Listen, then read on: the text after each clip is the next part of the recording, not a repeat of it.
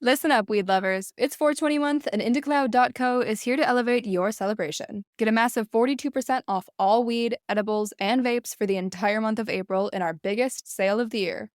This is a special year to celebrate 420, as it marks 6 years since the sale of almost all cannabis products was legalized across the country. This allows IndieCloud to deliver to you dispensary-grade legal products discreetly delivered straight to your door. No medical card needed. IndieCloud has something for everyone. Whether you're a seasoned toker or just starting out, you can explore the world of weed safely with our award-winning Soda Shop Gummy Series, our 12 strains of flower, or our record-breaking selection of vapes. Celebrate 420 responsibly all April with IndieCloud. Discreet delivery, top-shelf products, all month long. Head over to indiecloud.co/spring24, that's C-O, not .com, to snag 42% off your first order. Everyone loved Princess Diana. That is, except for her husband, Prince Charles. To the public, they seemed to have the perfect marriage, but behind the scenes, nothing was what it seemed. What really happened in the tunnel the night Diana died? What else is the royal family hiding from us? Follow me down the rabbit hole to find out.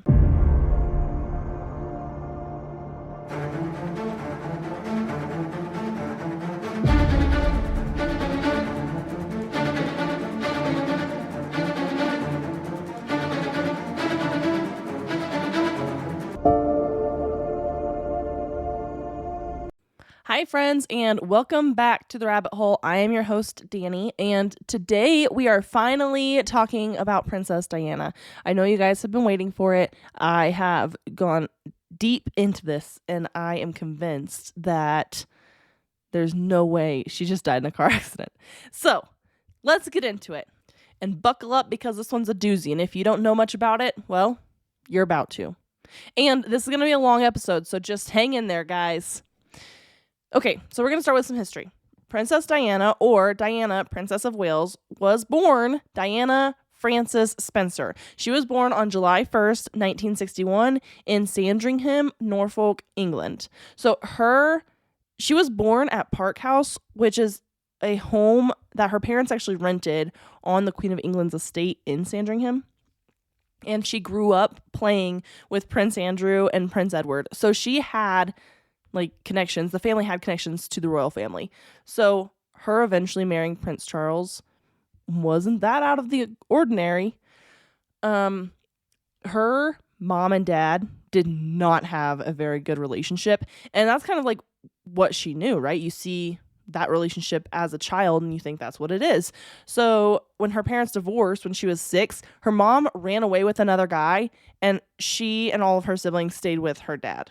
Her dad was Edward John Spencer. He was a Viscount Althorp, heir to the 7th Earl Spencer. So Diana actually became Lady Diana when her father succeeded to the earldom in 1975.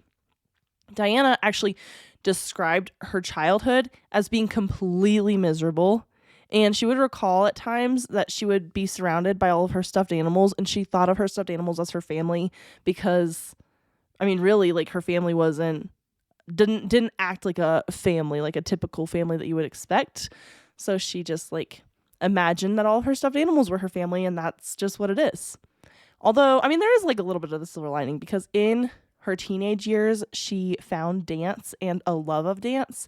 And at first it was just ballet, but eventually she would also take up tap dancing. Diana first met Prince Charles when she was 16, and he was dating her older sister. So that tells you a little bit of the age gap there, and we're going to get into just exactly how far the gap is. It's a little weird. But after she finished all of her school, she went to finishing school, everything she did, Diana became a kindergarten assistant. When she turned 18, so in 1980, she started talking to the royal family again, and her friendship with Charles kind of started to grow, because they re-met and rekindled their friendship at a polo match, which is kind of perfect for Charles because he loves polo.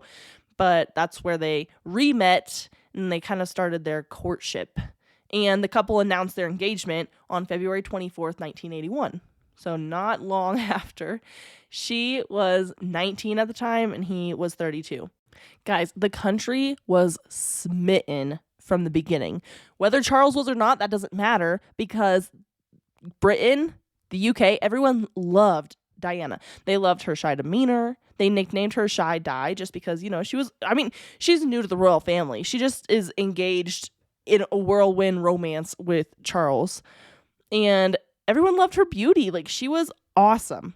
And this seemed to be really good for the royal family. Well, behind the scenes, there's a lot that happens behind the scenes. So just a few weeks after announcing their engagement, Diana actually suffered from her first bout with bulimia after Charles called her a bit chubby, which is kind of rude to like call your fiance a bit chubby. But whatever. Not my relationship. That's fine.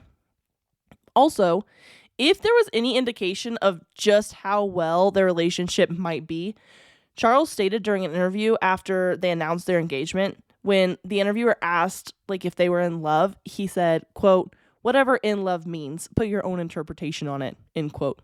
Like, he actually said that in an interview to an interviewer about being in love with his fiance.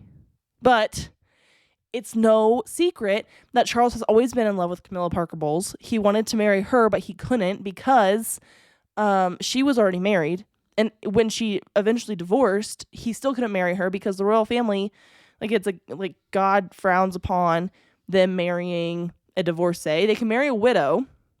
They are not allowed to marry a divorcee. And so Camilla's husband was still alive, or ex-husband, or however the dynamic was, right? Like, he couldn't marry Camilla. And at the time, he was still sleeping with her, even throughout their, like, before he met Diana, throughout their engagement, their marriage. And we're going to get into that too, just a little bit.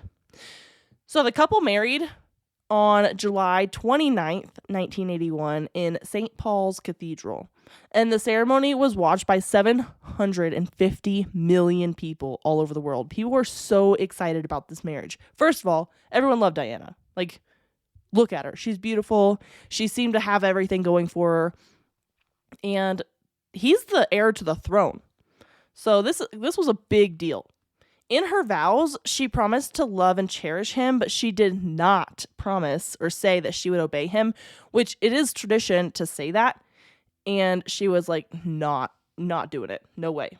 So, and you'll kind of see that throughout their lives together and like her life as a royal, that she broke all the royal rules, or a lot of them, not all of them. And she was kind of a thorn in their side, really. About a year later, after their wedding, they welcomed their first child and the next heir to the throne, Prince William Arthur Philip Louis of Wales, and he was born on June 21st, 1982. And their second son was born 2 years after that on September 15th, 1984, Prince Henry, or Harry, Charles Albert David. So why did everybody love Princess Diana? Well, I'm glad you asked. She was basically like an icon for grace and elegance, glamour. People looked to her for like fashion and all these different things. Like, and she's a big name now, right? She was also a lot different from the queen, whereas the queen is very like traditional. Like, she grew up in the royal family, so she knows exactly what to do, exactly what's expected of her, and she followed that to a T. Like, she's very traditional is a good word to use. Whereas Diana would get out, she would, shake people's hands, give them hugs, hold their babies. She once said that, quote, "Hugging has no harmful side effects." So like, she wanted to be a part of the people, and she used her celebrity status to aid numerous charitable causes, charitable events, because she thought it was really important that if you're going to be famous, that you use it for a good cause. So she actually, in the late 80s, she visited AIDS patients in a hospital. And this was a huge deal because at the time they still didn't understand the AIDS virus. They didn't know how it was spread. They didn't know much about it at all. And so she's in this hospital without gloves on, shaking these people's hands, like hugging them, being there with them, just like having interaction with AIDS patients, which is like such a taboo thing. And I'm sure, like, I can't imagine the uproar or the tongue lashing that she got when she got home after that visit. But it just showed, like, AIDS patients are people too. Just because they have AIDS, they have this disease, doesn't make them bad people. You know what I'm saying? And so she was out there, like, trying to show people that that's okay. It's okay. I'll do it. Why can't you do it? Kind of thing. But, of course, behind the scenes, she's struggling. She is trying her best to put on this face for all these people and to show, all the people that she's there for them.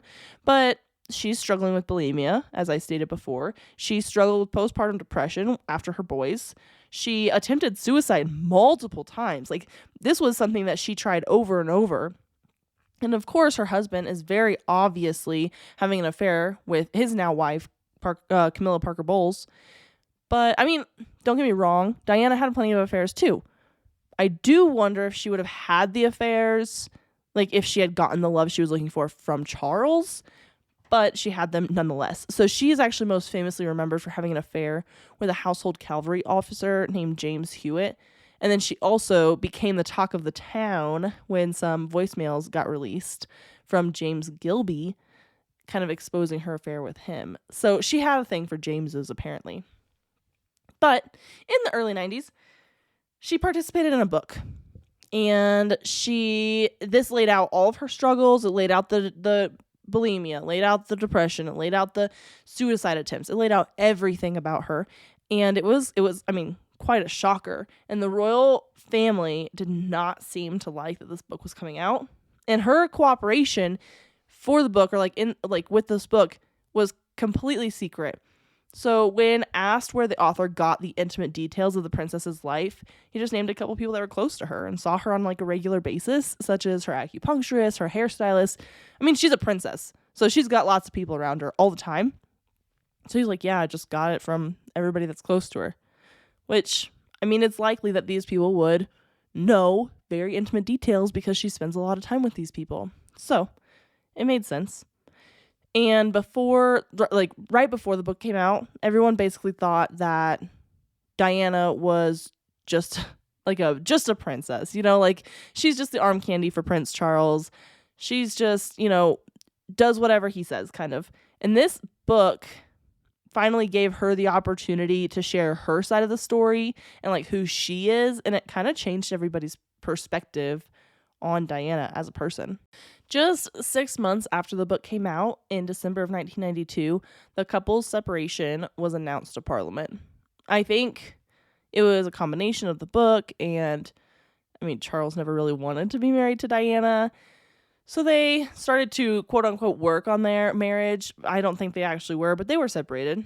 And she was about 32 around this time and decided to kind of retire from public life so she could protect herself, she could protect her children. She was like, I'm just going to take a step back, which honestly, I don't blame her. Having a child, I can't imagine every time I go out, somebody trying to take pictures of me. And she was always hounded by the paparazzi.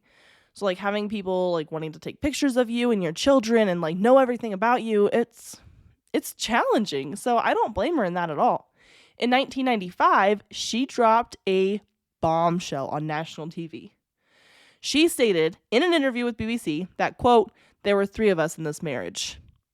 So this sent the royal family into full panic mode. They were like, what do we do? Now we have to save face, basically. So the queen, pissed off, she demanded an immediate divorce of the couple. She was like, nope, you're done. It's over. That's it.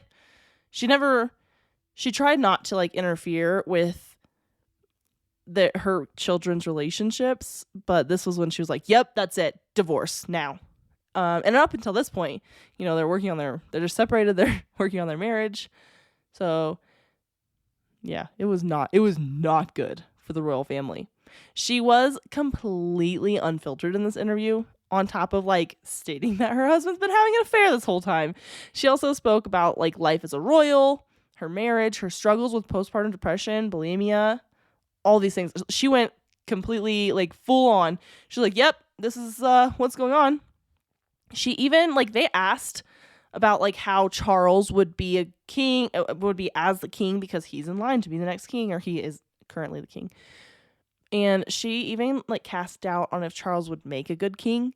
And this was so damaging to the institution and the image of the monarchy.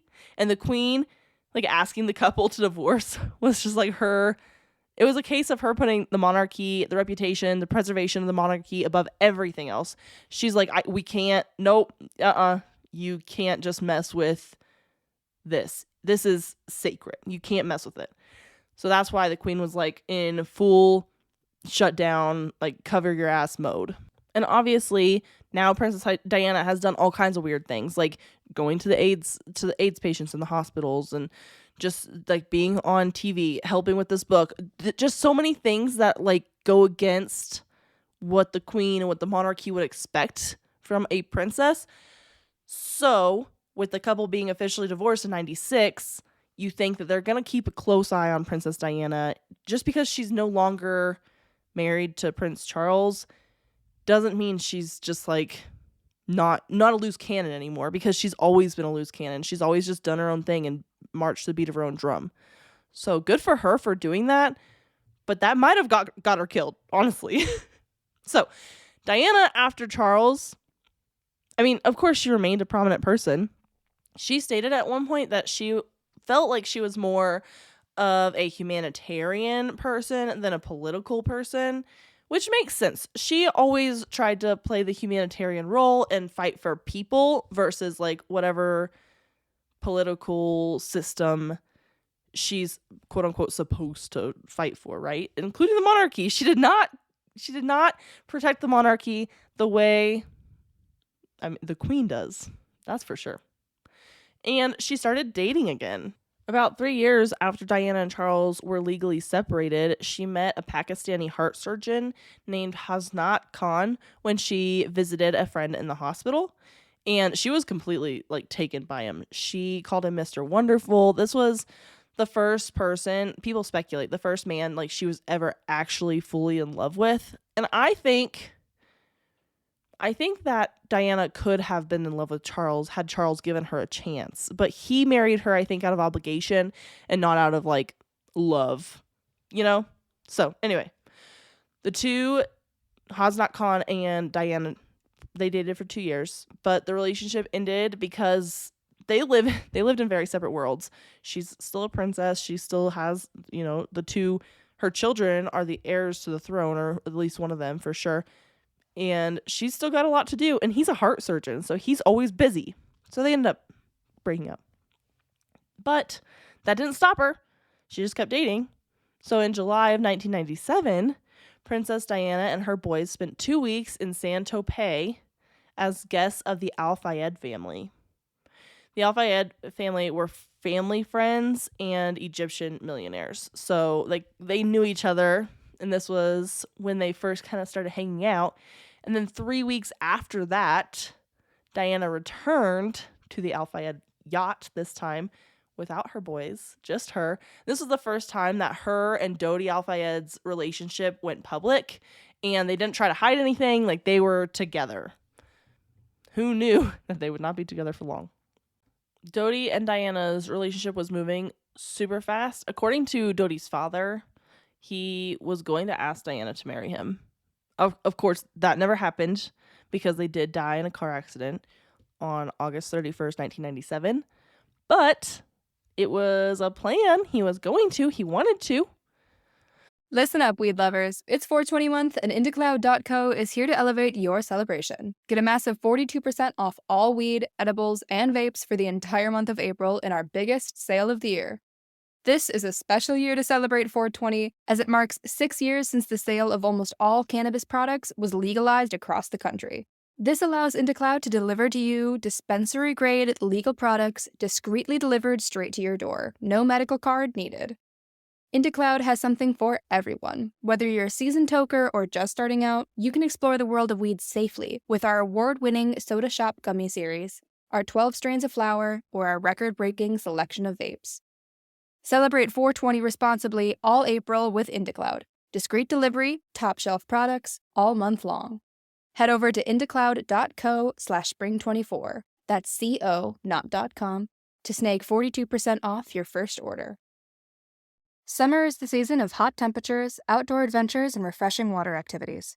Summer is also the season of rough on your feet, causing dry, cracked heels and toes.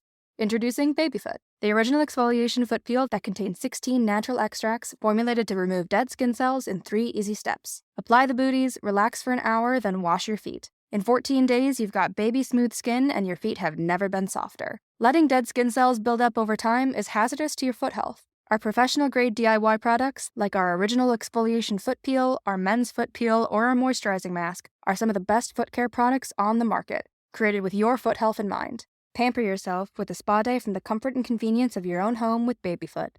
If you want a chemical-free, easy-to-use exfoliating process from the company that created the original foot peel, it's time to treat yourself to Babyfoot. Go to babyfoot.com and use the code SUMMERFEET24 and get 20% off your first order with Babyfoot. That's babyfoot.com and use the code SUMMERFEET24. It's pretty sad. So let's talk about that night.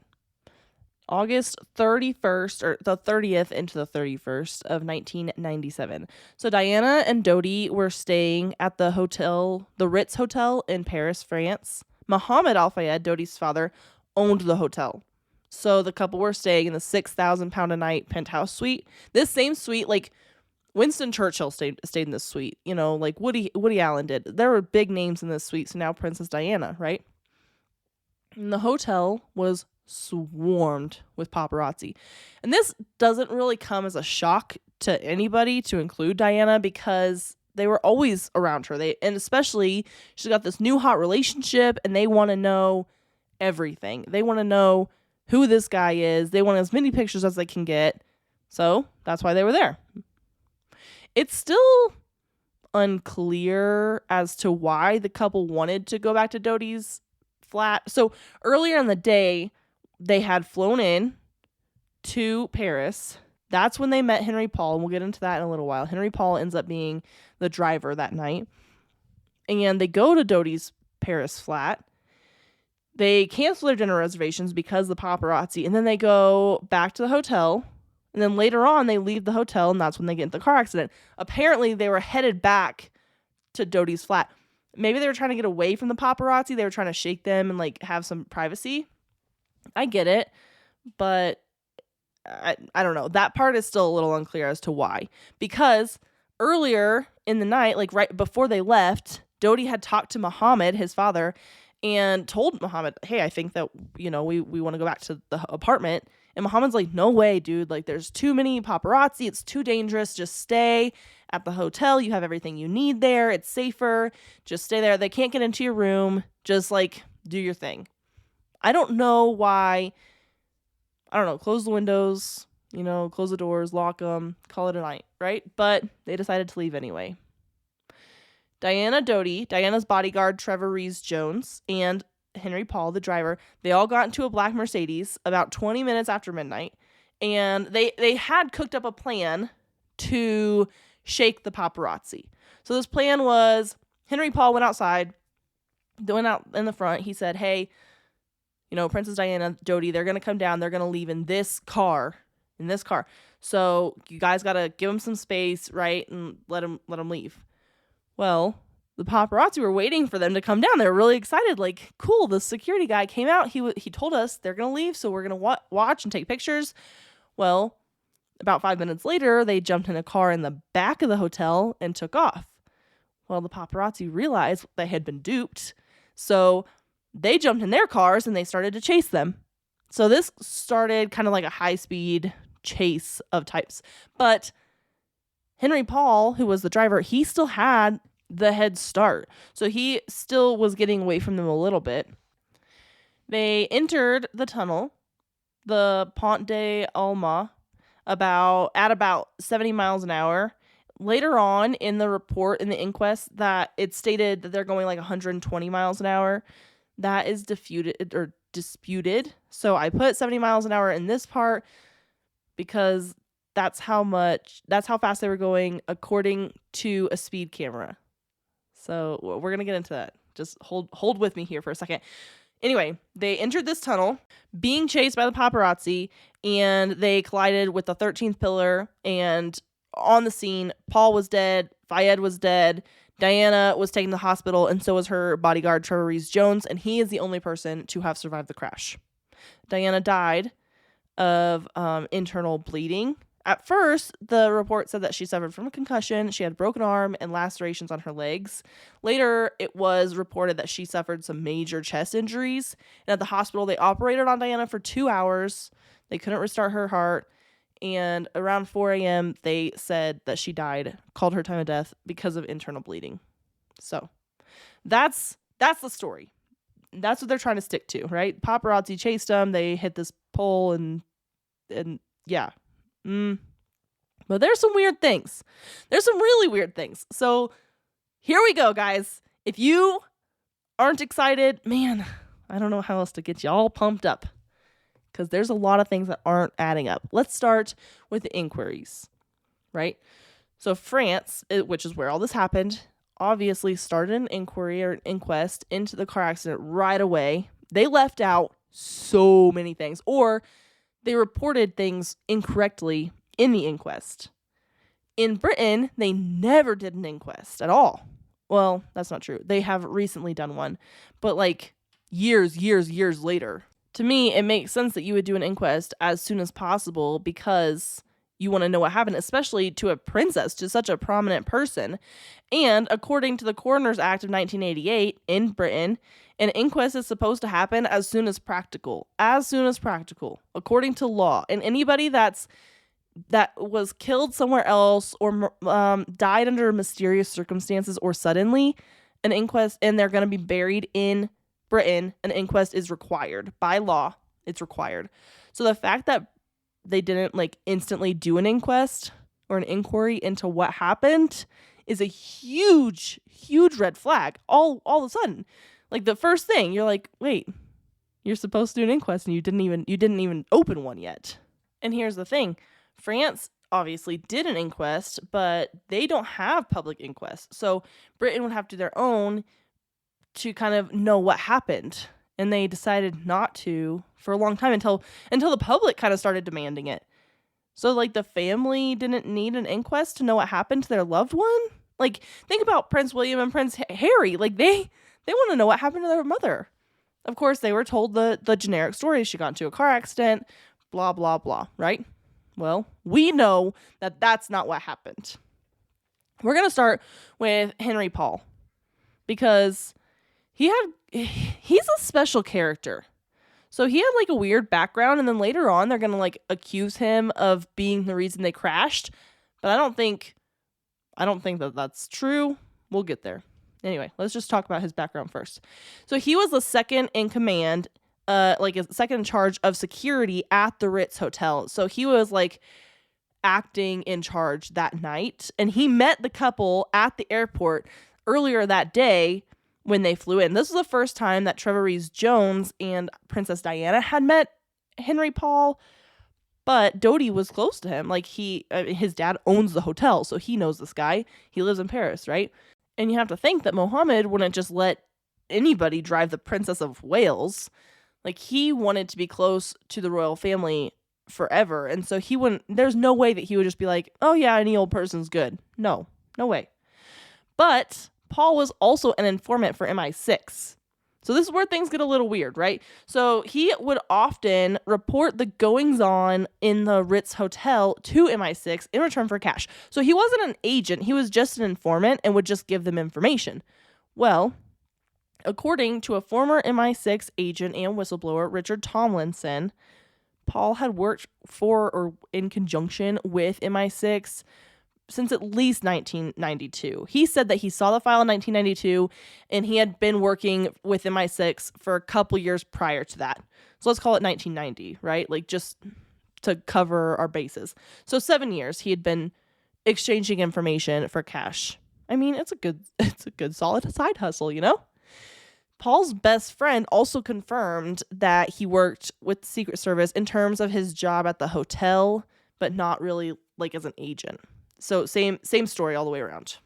But because Paul was an informant for MI6, it made the inquiry a bit harder because they had to decide like how much information they could release, what information might be sensitive to national security. And he was a Secret Service, like MI6 is Britain, not France. So you have to think that like Britain doesn't want to release too much of his history because of the sensitive nature of what it could be about. But because Paul was the driver of the visit, I guess, I don't know how long they were planning on being there, Paul had accompanied the couple to the Villa Windsor. And the Villa Windsor was the Paris home of Edward VIII and Mrs. Wallis Simpson. And just a little refresher if you don't know who they are. So King Edward VIII abdicated the throne to marry the American socialite Wallis Simpson. He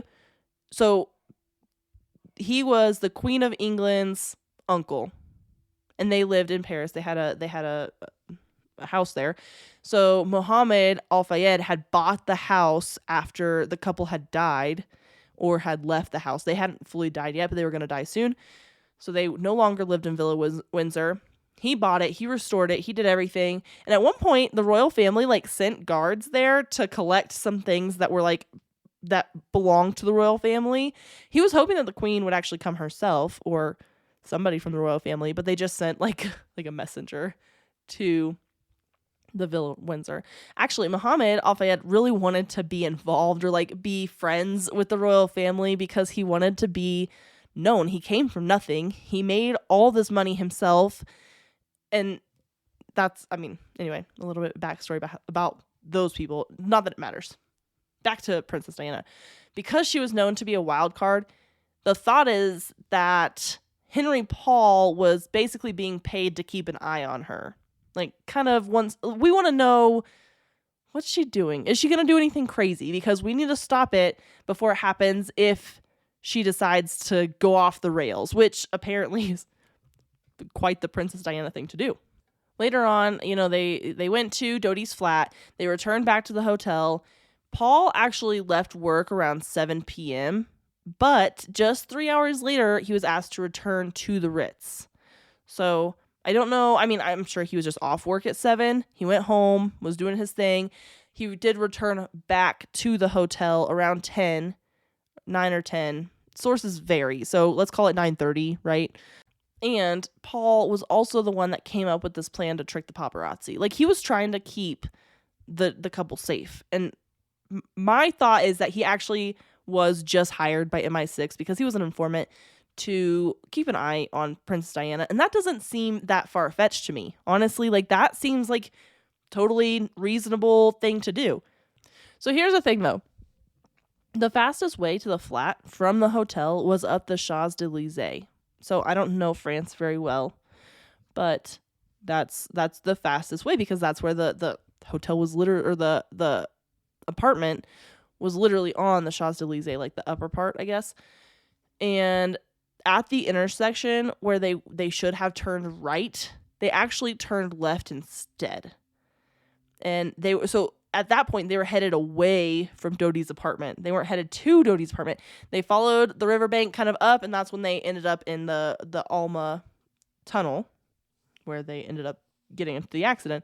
Well, the French inquiry never really questioned why they went this way instead of a more direct route to the apartment. It could be because they were being chased by the paparazzi. There's so many weird things that any little detail that could be explained away, I'm trying to explain it away because it seems like there's so many weird coincidences or weird things that happened that there's no way that it was all a conspiracy. I don't know. Maybe this is just me doubting myself. Anyway, they were not going to the apartment at this point. They were going away from the apartment. So they should have really never even been in the tunnel. It's weird. It's weird. Unless, I guess, actually, somebody in MI6 could be paying Henry Paul to go through the tunnel. Next time you drive them, make sure you go through this tunnel. That doesn't seem too far-fetched. And the witnesses. So here's the deal. Most of the quote-unquote witnesses that they had quoted or they had statements in the inquest weren't actually there, didn't actually see the crash because they were either at the entrance or the exit of the tunnel and not in the tunnel with the car. Well, there was one man, Eric Patel, who was in the tunnel with the Mercedes that night. And although his statement was never included in the inquiry, they basically he was told at one point to not to make himself known, which was kind of a threat by one of the senior police officers. basically like, shut up, be quiet, don't say anything. Well, Eric Patel recalls that the car was going pretty quick, and obviously they were trying to outrun the paparazzi. They were going pretty quick, but then he heard an implosion. He thought it was a backfire from his motorcycle because his motorcycle was pretty new. So he was like, oh, like, is something wrong with it? He slowed down. He wanted to check to see if his bike was good or if something was wrong with it. And that's when he heard the car actually hit the pillar and the accident actually happened. And there was another man that was on the bridge, like, that went over the tunnel, and he heard like an implosion or a very loud noise. He described it as what he thought, like, the car had engaged neutral and then the engine revved really loud, is what he described. But again, he was on top of the tunnel, so we all know how sounds can be distorted when you're in a tunnel, when you're on top of a tunnel. Everything sounds different and weird. It's louder. There's some weird things going on. So Patel instantly, like, ran over to the car to see, like, what he could do to help, and realized that he knew the lady in the back seat. He was like, wait a second, I know who this is. So right now you have Henry Paul in the driver's seat and Dodi Al-Fayed directly behind him, Trevor Rees-Jones in the passenger seat, and Princess Diana directly behind him. So that's how they're oriented in the car. So he opens up. He sees that she's got blood coming from her ears, coming from her nose. He is shaken up, like, distraught. This is a crime scene because at least 2 people in this car are dead. And this is Princess Diana. This is huge deal and a terrible accident. Even if it wasn't her, like, this is awful. So he runs to the nearest phone booth and called emergency services, and then he went to the police station. He walked in. He was super shaken up from the whole event. It took so many officers to calm him down. Finally, they were like, you know what? This isn't even worth it. They just put him in some handcuffs. That's when they started to kind of threaten him a little bit and make him be like, they didn't take down his statement. They told everybody that he was lying. They didn't believe him. Nobody believed him. And in another source, I found that he wasn't even mentioned. And they said that this doctor was the first on the scene and he started doing whatever, right?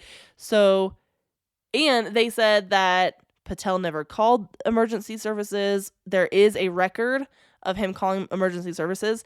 They said he didn't speak clearly enough, that he said something that wasn't Alma, but it was the tunnel Alma, and that's why they didn't know that that's where they needed to go, even though whatever word they said he said isn't actually a place.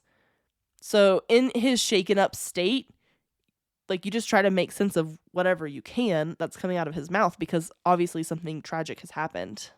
But anyway, there has been a car accident. Emergency services are coming. Princess Diana was badly hurt. Al-Fayed, Henry Paul, they've been pronounced dead. So 3 ambulances arrived at the scene by 12:40 a.m. So I mapped it out. It takes about 10 minutes to get from the hotel to the tunnel. So they were driving over the speed limit, so let's call it about 8 minutes. So it takes them 8 minutes. If they left, and they did leave basically right at 12:20, they left the hotel because there's video cameras, there's evidence at the hotel. That's when they left. So at about, and again, I'm just making up these numbers-ish, they're speeding, so call it 2 minutes off. At about 12:30 is when they got into this accident. It only took 10 minutes for the ambulances to arrive, which seems like a long time, but if there was this doctor that was the first on the scene, so to say, he was probably doing whatever he can to help. And emergency services, they got there pretty quickly. Don't get me wrong. And it's in the middle of the night, so they got there quick. By 2 a.m., though, because Princess Diana has been loaded up into an ambulance and she's gone. But by 2 a.m., the chief of police and the French minister of the interior were starting to get pretty worried because Diana hadn't arrived at the hospital yet. So it's been like an hour 15. Where is she? The hospital, I mapped this out too because I was curious. The hospital that she went to, 3 miles away. It's a 14-minute drive from the tunnel to the hospital. Although, with lights and sirens and everything going like that, it would be way faster. And it's the middle of the night, so there's going to be no traffic. Why did it take them an hour and 10 minutes, an hour and 20 minutes to get to the hospital. That doesn't make any sense. The ambulance stopped twice on the drive. The first time, they were about a kilometer away from the tunnel, so they had just left the tunnel. And the second time they stopped, they were 300 yards from the hospital. At that point, don't stop. Get there. You're right there. Just go. Why are you stopping? She's dying. Go to the hospital. But they didn't. They stopped. Why did they stop? Apparently, they said that they stopped because Diana's blood pressure was so low. I mean, okay, don't get me wrong. I don't work in the medical field, so I called up my friend. I said, hey, you used to work as an EMT. And again, he worked as an EMT in America recently, so not in the 90s. So we're going to give them some wiggle room here, some grace. But I called him up. I just, I thought I'd ask him some questions. I just want to know, is it normal to stop for low blood pressure on the way to the hospital? He said, no, not typically, because if there is low blood pressure, you either need to stop whatever hole. If it's an external issue, you plug the hole. If it's an internal issue, you need to go into surgery to plug the hole, or you need a bunch of blood. And he said it's very, very new thing here in the U.S. that they're sending blood on ambulances. So back in the 90s, they for sure weren't. So then I asked a couple other questions because I was curious. In another source, it stated that they stopped the rig to administer adrenaline, or epinephrine is what it's commonly referred to now. He told me that they wouldn't necessarily need to stop the rig for that either, because typically it's like a shot. You can just put it in the person and, on the road is fine. That's fine. Keep going, because you want to get to the hospital. She's a trauma patient. She's got huge internal injuries. You can see that she's bleeding and hurt. You need to get her to where she can be taken care of. Try to save this patient, right? So then I asked another question. Would they stop the ambulance for a heart issue? He basically told me that if they did stop the ambulance for a heart issue, working on it for that long typically means that the patient is dead. So if you're working on like a cardiac event, cardiac arrest or whatever, for an hour or 10 minutes, which is how long it took them to get to the hospital, that patient is typically dead by that point. And he said that normally you would stop the ambulance because you need more hands. And you had all these people at the scene, so maybe you could, I don't know, why didn't this doctor go in the ambulance to help? It's just weird that they stopped so many times. It took them so long to go 3 miles down the road. It's not like there's a bunch of traffic. It's the middle of the night. There's no traffic. They have sirens and lights. Why did you stop 300 yards from the hospital? That doesn't make any sense. My friend basically said the best thing to do for a trauma patient is to get them to the hospital, which makes the most sense to everybody. If you're just using common sense, that makes sense. If somebody is having a trauma patient, has such severe injuries, get them to the hospital where they can be worked on. The inquiry didn't ask questions about this either. They didn't ask, did this delay guarantee that Diana would die? We don't know. Was there malpractice in the ambulance? Most people say yes. There's no reason that it should have taken them that long, that she was mistreated in the ambulance for sure. During a press conference, the surgeon stated that Diana had hemorrhaging from her thorax and then her heart stopped. So a thoracotomy revealed that her left pulmonary vein was badly torn, and they repaired the tear, then they tried to give external and internal massage to restart the heart. After about 2 hours, they couldn't restore any circulatory activity, and that's when they called her time of death at around 4 a.m. If she was bleeding that bad internally, of course she needs to go to the hospital. She needs to get surgery as soon as possible. In 2019, Richard Shepard, who was Britain's top forensic pathologist, said, quote, "Her specific injury is so rare that in my entire career, I don't believe I've seen another," end quote. Which is weird. That's a little, don't get me wrong. There are a lot of injuries that can be rare, but this guy's the top forensic pathologist in the country, and he hasn't seen this specific injury ever. And this is when they're actually doing the inquest in Britain is 2019. That's 22 years later. So then we want to know who's really at fault here. Like, what happened to cause you've got 3 people dead, 1 person critically injured. So what happened?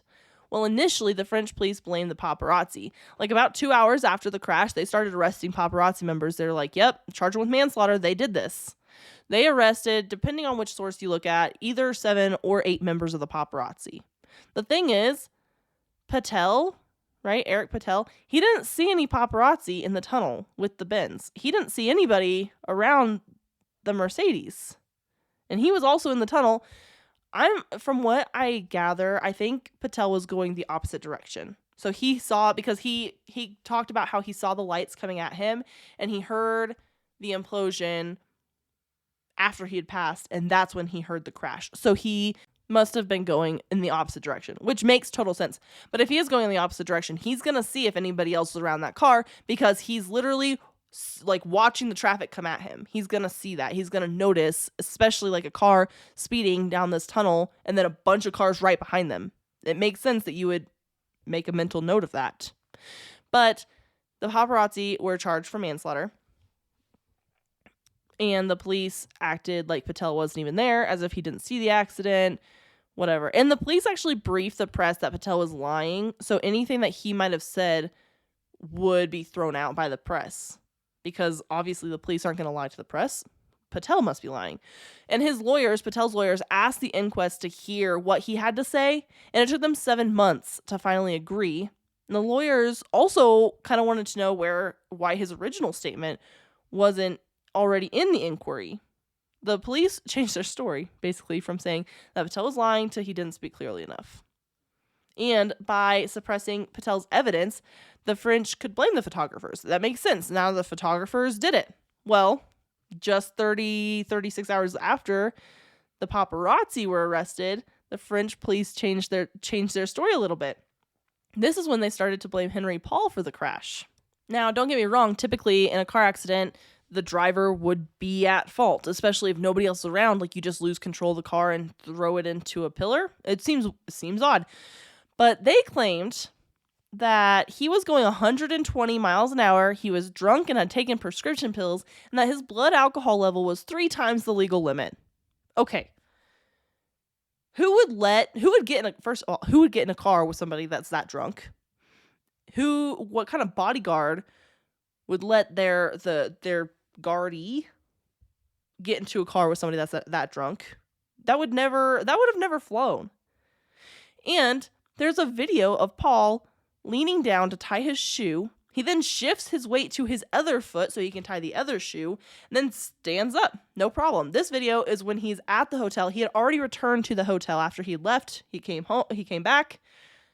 He didn't stumble. He didn't stutter. He bent down. He tied his shoe. He stood right back up. So you're telling me a man that's 3 times the legal limit in France, 2 times the legal limit in Britain, can just bend down and tie his shoe no problem? He must be a severe alcoholic. But here's the deal, though. They also decided that he was drunk and had taken prescription pills before they finished all the labs and the autopsy and all that. So that's when they were like, yeah, he's drunk, he's on drugs, he's the reason that they crashed. And this, still to this day, that's the reason that they give, is that he was drunk and on drugs, and that's the reason that he crashed. But in the autopsy, they also stated that Paul had 20.7% carbon monoxide in his system at the time. Do you know what carbon monoxide poisoning does to you? That is such a high level that it would have led to super erratic behavior. He would have had like severe headaches, drowsiness, disorientation. He wouldn't have been able to drive the car at all. He'd barely be able to stand and walk. But he for sure got in the car looking totally normal, acting totally normal. Nobody thought anything was wrong, but he was drunk and high at the time. Okay. And they did find like drugs in the car, but they were not the driver's drugs. They weren't even close to the driver's seat. Typically passengers would have drugs on them. And again, her bodyguard would never have let him drive her if he thought that anything was amiss. So you're saying 3 different people one of which for sure had his wits about him because he's the bodyguard, and they all just got in the car with him, no problem. So Muhammad Al-Fayed obviously was the employer of Henry Paul. So the Fayed family had asked for an independent autopsy, and that was denied. He was trying to kind of bankroll and figure out what happened. He was the employer of Henry Paul. His son was in the car. Princess Diana was in the car. He wanted to know what the heck actually happened here. He wanted to get to the bottom of it. He hired his own independent investigation team. He wanted to know everything. They asked for an independent autopsy, denied. They asked to even just look at the samples, denied. They asked to be present the next time they did anything with Paul's body, denied. Anything they wanted to do or wanted to know about the body and who it was, denied. So later on, the Paul family had the top 4 pathologists look through the report, and they found 28 critical errors that were made during this report that would make the report completely unreliable. A couple of them being the autopsy wasn't timed. They didn't describe how they identified his body. No explanation as to why he had such high levels of carbon monoxide in his blood. These pathologists basically want the idea that there was a mix-up at the lab with the samples to be considered, because there's no way that the samples that they're testing are his samples. That can't be right. And so they actually wanted to test the blood for DNA, and the Al-Fayed family, the Paul family together sued, I guess, France for the blood samples. At the time, I still don't know. I didn't find if they had won or if they had lost the case, but the Attorney General had taken on the case because it was such a high-level case, I guess. The police searched Paul's apartment because they were trying to find evidence that he was drunk and on pills. They had been accompanied by Paul's best friend who had a key to his apartment. So he opened up the apartment for the police. They're like, yeah, go ahead. So this friend said that the search was so focused. They searched for any alcohol or medication they could find. And they did find alcohol. Imagine that. So they found a bottle or 2, different liquors. They, whatever. Nothing more than what the average Joe would have in their house. If they came and searched my house right now, I'm setting up for a party. They're going to think that I'm an alcoholic. Anyway. Not the point. The point is they found a couple bottles, nothing crazy. And they didn't find any medication at all. They made up in their inquest, they made up a couple more bottles that weren't actually there just to make it seem worse than it really was. They didn't find any medication in his apartment, and they didn't find any medication on him. So where did the medication that he took came from? Where did that come from? Nobody knows. And the police also said that Paul was speeding. They said that the speedometer was frozen at more than 120 miles per hour. Almost right away, though, Mercedes-Benz came out and said, no way. When a crash happens, when an impact happens, the speedometer will immediately revert back to 0. It will not stay frozen. So that couldn't have happened at all. And Mercedes was paid to carry out crash tests to kind of help the inquiry. But Mercedes was never actually allowed to inspect the car. So they just had to guess how the car would have hit instead of looking at the car, inspecting the car, and then recreating tests to show the inquest or the inquiry what actually happened. No, you just have to figure it out. We'll tell you where it hit, and then you just do what you need to do from there. But there was a speed camera at the entrance of the tunnel. So this wasn't made available initially. Initially, they told the press that the flash didn't work. That's what they call it, flash. It's speed camera here, flash there. That it didn't work, and so none of the information was made public. But someone found out that about 15 days later, that 5-10 minutes before the crash, another man had gone through the tunnel, and he had gotten his speed camera ticket in the mail from that night, because it has a date on it. It has a date, it has a picture, and it has the speed you're going, because that's how they're going to charge you for speeding. Well, once this was made public, then they were like, wait a second, if they were speeding as fast as you said that they were speeding, there had to have been a camera had to have gone off, and there was, and you can see clearly all 4 people in this car. You can see Henry Paul driving. He looks totally normal. You can see Trevor Rees-Jones in the car. You can see Diana has her like head turned, but you can see that she's there. And you can see Dodi Al-Fayed. You can see all 4 of them exactly where they're supposed to be, perfectly in this picture. So it, like I said, this thing detects the speed. So if you're going over 60 kilometers per hour, which is about 37-ish miles per hour, that's when it takes your picture and will send you a ticket with the date on it, date and time. The speed camera clocked the car going about 65 miles per hour. So they were speeding, but they were for sure not going 120. That's quite the exaggeration. And then you have the crime scene, which they didn't cordon off to do enough investigation. In anybody's opinion, actually, not just my opinion, most people's opinion, they did not do enough investigation at the crime scene. The scene was cleaned up in just 4 hours. 4 hours after the crash, totally clean. Nothing was left there. They didn't seal it off for forensic testing. In fact, they had sweeper trucks come through and spray the tunnel with a detergent just before dawn. So anything they needed to preserve, gone. Because they sprayed the whole tunnel, they sprayed the top, they sprayed the bottom, they sprayed the entire thing. Like they were cleaning it up. Like what were they cleaning it up from? What kind of cover up? Because do they typically do this for a car accident? And they weren't sweeping, they were just like spraying this detergent. So I understand like wanting to sweep up a mess from a car accident. You're going to have glass everywhere. You're going to have pieces of metal, chunks. I get that. But why are you spraying it? Seems a bit odd. And it's not like this was a car accident for just any average Joe, any Joe Schmo on the road. This is the Princess of Wales, the mother to the heir of the throne. And you're just like throwing it away like none of this matters. Even reporters who went to the scene the next day were astonished that the tunnel was open. They thought, so many people thought for sure the tunnel would be closed for several days. Open at 7 a.m., open just 4 hours after the crash. Like, you guys went in there, you got the bodies out, you cleaned it up, and gone. That quick. That's insane to me. If that doesn't reek of a cover-up, I don't know what does.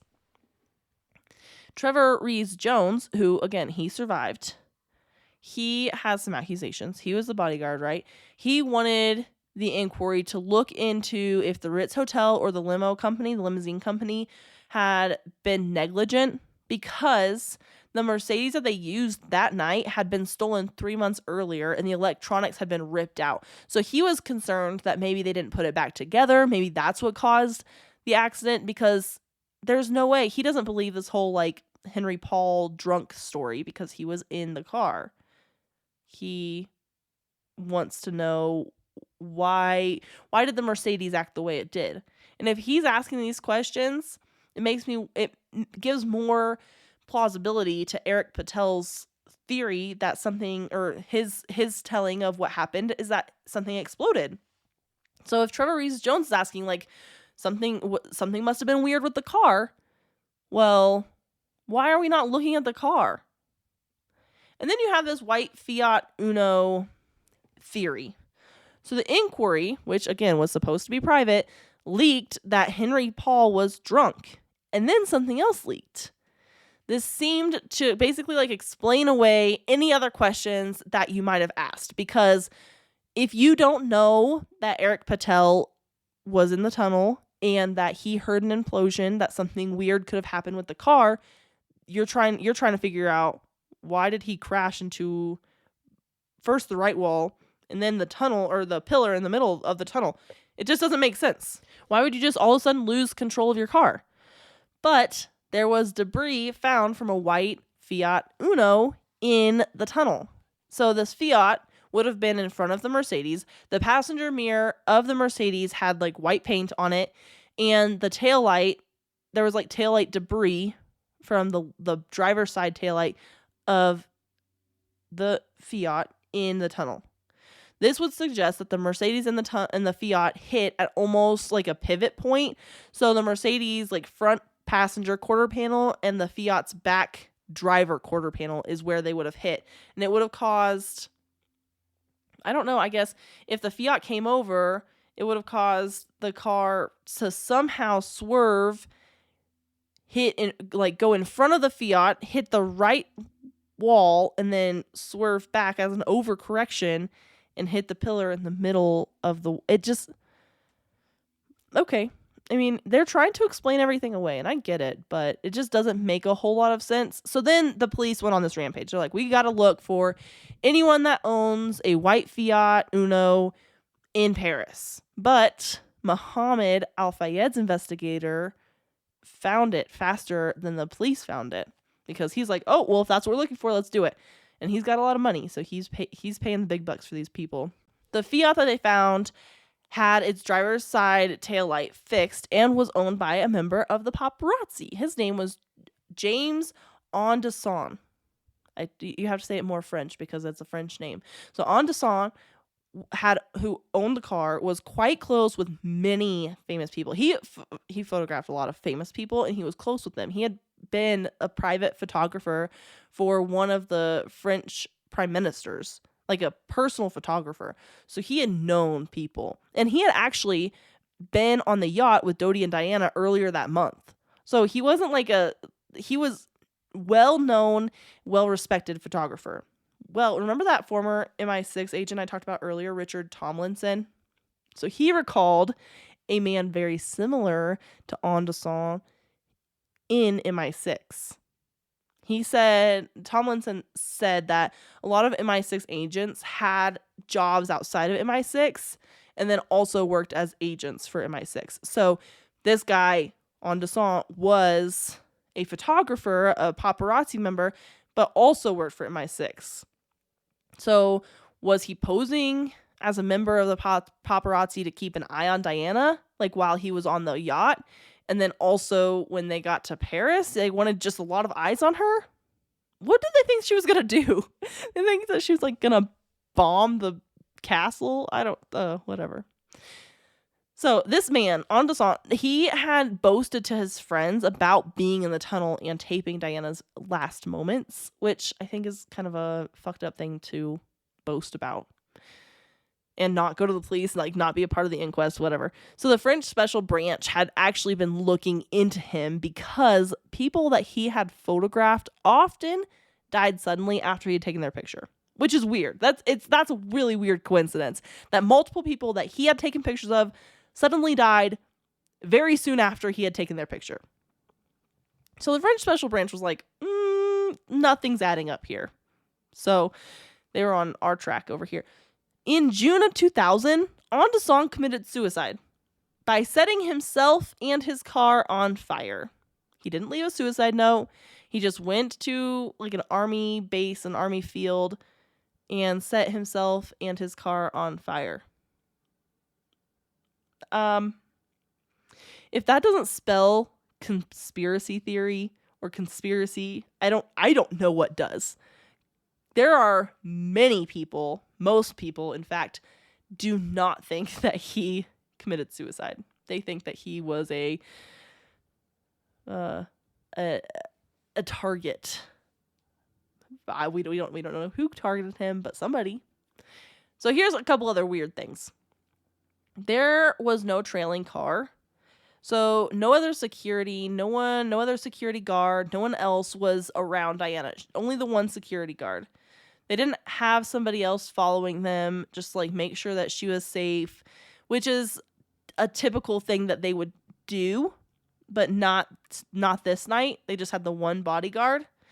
Again, maybe they were trying to be more private. I don't know. It's just odd that they would only have the one bodyguard with them. And so a standard traffic accident investigation is done by traffic police. And that was never made public. That was never part of the official report. The traffic police that did their investigation, they were basically told to just like, shut up, put it away. We don't need it. Stop doing your job. So those traffic police are actually the ones that kind of released the speed camera photo and all that information because they were pissed off that they were told not to do their job, basically. That all their job was completely irrelevant and everything that they found is nothing. No. Diana had written a letter to her butler just a year before this accident, explaining how someone was going to try to kill her. The name was redacted. So when this letter came out in the public, the butler had redacted the name for privacy, or maybe he didn't want to be killed too. I don't know. I mean, I would do it. And in this letter, she explained how she would die via a car accident and probably due to some severe head trauma, is how whoever was going to kill her would do it. And she didn't think that she would live much longer. She ended up living about a year later. Doty had his cell phone with him that night. Doty had several things with him. He was a smoker. He should have had, his smokes and his cigarettes, his lighter, he had a cell phone. He had called his father on that phone earlier that night.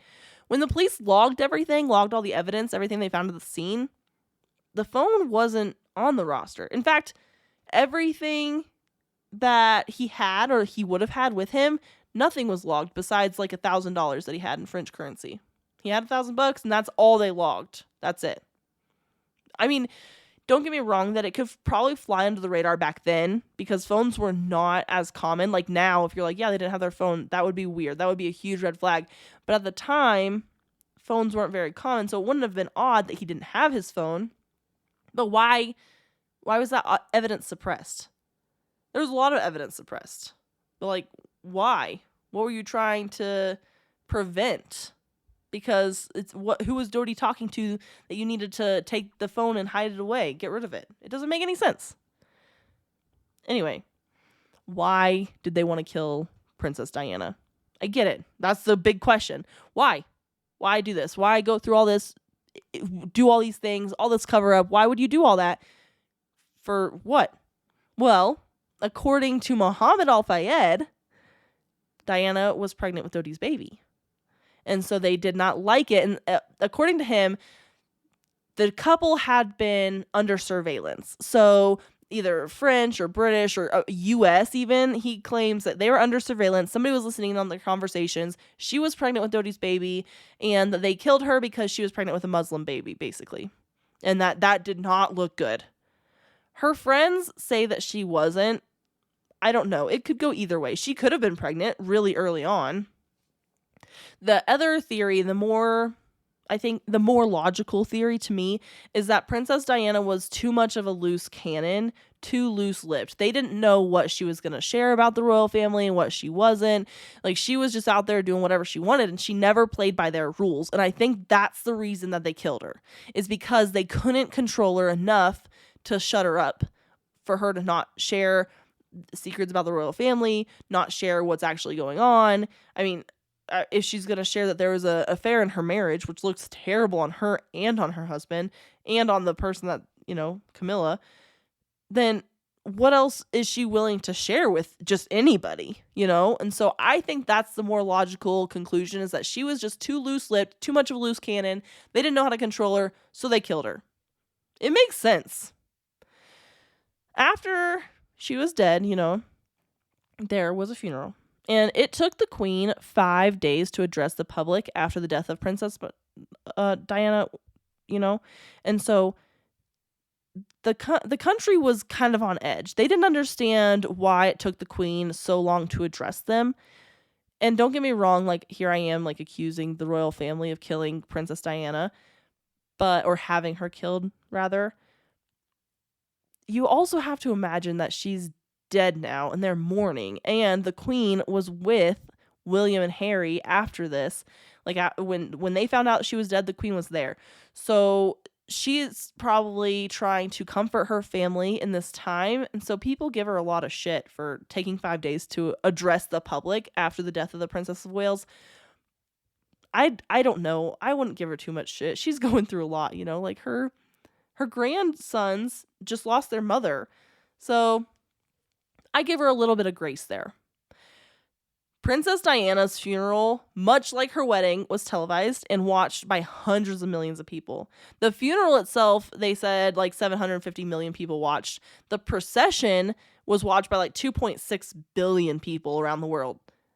She was probably the most famous woman in the world at the time. And she was just died in a car accident. And it's hard to make sense of these things. Tragic accidents happen all the time. It's hard to make sense of them still. And so people wanted to be there for the royal family, even if it was just like from halfway around the world, whatever. So yeah, that's it. She was loved. So everyone watched her funeral and cried and wept. I have some more things I found while doing research for this episode about Princess Diana, about things that Harry has said recently, because he has now walked away from the royal family. So and about Harry maybe not being Charles's son. So next week, I'm going to put out another episode also covering Princess Diana, but not the accident. We went so in depth in the accident today. I hope you guys loved it. I hope that, like, if you ever believe that the accident was actually just an accident, you for sure don't now. And I don't normally tell you, like, what to believe in which direction. There's just no way. There's way too much evidence to suggest that this was an accident. There's no way that this was an accident. So anyway, I'm going to post a poll on Instagram. You know how I like to do that. I want to know. I love it when it's 100% like one way or another, because it like tells me that I'm talking to the right people, and I know you guys are here to like learn about conspiracies. So thank you for coming back.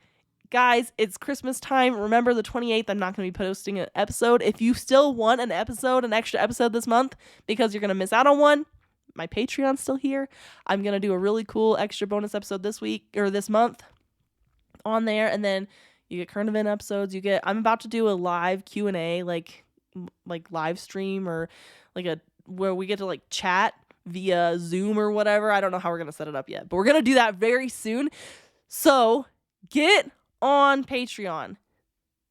Thank you all so much. Of course, as always, stay skeptical, and I will see you all next week with more on Princess Diana.